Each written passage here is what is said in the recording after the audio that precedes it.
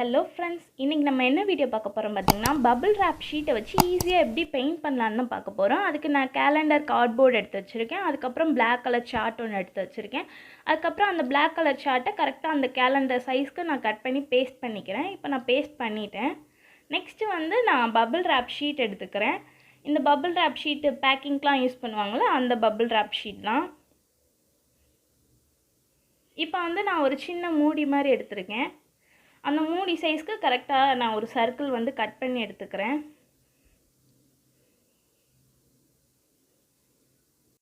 இப்போ வந்து நான் கட் பண்ணி எடுத்துட்டேன். ஒரு 3 பிக் சர்க்கிள்ஸும் 2 ஸ்மால் சைஸ் சர்க்கிளும் நான் கட் பண்ணி எடுத்திருக்கேன். இப்போ நான் ஒரு சர்க்கிள் எடுத்துகிட்டு ஒரு மல்டி கலர்ஸில் நான் அடிச்சிருக்க போகிறேன். ஒரு டபுள் கலர்ஸ் மட்டும் அடிச்சுக்கிறேன். ஒரு எல்லோ அண்ட் ரெட்டு காம்பினேஷனில் நான் அடிச்சிருக்கேன். ஹாஃப் அடிச்சுக்கோங்க. அந்த பபிள் சைடு தான் நம்ம அடிக்கணும். ப்ளைனாக ஒரு சைடு இருக்கும் பார்த்திங்களா, அந்த சைடு நம்ம அடிக்கக்கூடாது. பபிள் இருக்க சைடு தான் பெயிண்ட் பண்ணணும்.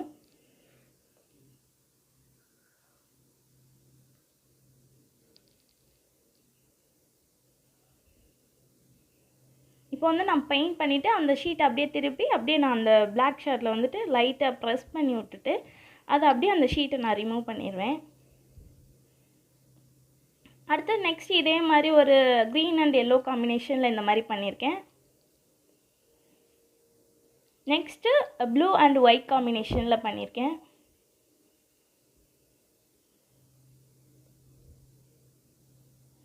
நெக்ஸ்ட்டு ஆரஞ்சு அண்ட் ஒயிட் காம்பினேஷனில் பண்ணி எடுத்திருக்கேன்.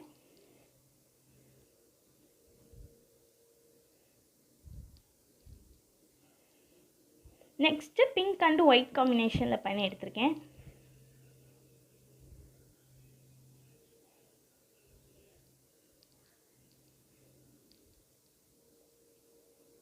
இப்போ நான் நெக்ஸ்ட்டு ஒயிட் கலர் பெயிண்ட் எடுத்துகிட்டு இது எல்லாத்துக்குமே நான் ஒரு ஸ்டெம்மு மாதிரி வரைய போகிறேன்.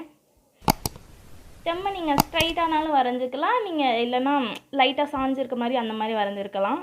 நான் இப்போ வரைஞ்சி எடுத்துட்டேன். இப்போ வந்து லைட்டாக பிளாக் பெயிண்ட் எடுத்துகிட்டு இந்த ஸ்டெம்மில் அங்கங்கே பிளாக் கலரில் தெரியும்ல, அந்த மாதிரி ஒரு டபுள் லைன் போட்டுட்ருக்கேன். நெக்ஸ்ட்டு வந்து கீழே கொஞ்சம் கிராஸ் இருக்கிற மாதிரி நான் ஒரு லைட் க்ரீன் எடுத்துகிட்டு இப்போ நான் ஃபுல்லாக கிராஸ் வரைஞ்சிருக்கேன். நெக்ஸ்ட்டு வந்து ஒரு ஒயிட் கலர் ப்ரஷ்ஷை வச்சுட்டு எல்லா இடத்துக்கும் ஸ்ப்ளிட் பண்ணி விட்றேன். கொஞ்சம் பெயிண்டிங் கொஞ்சம் அட்ராக்டிவாக இருக்கிறன்றதுக்காக.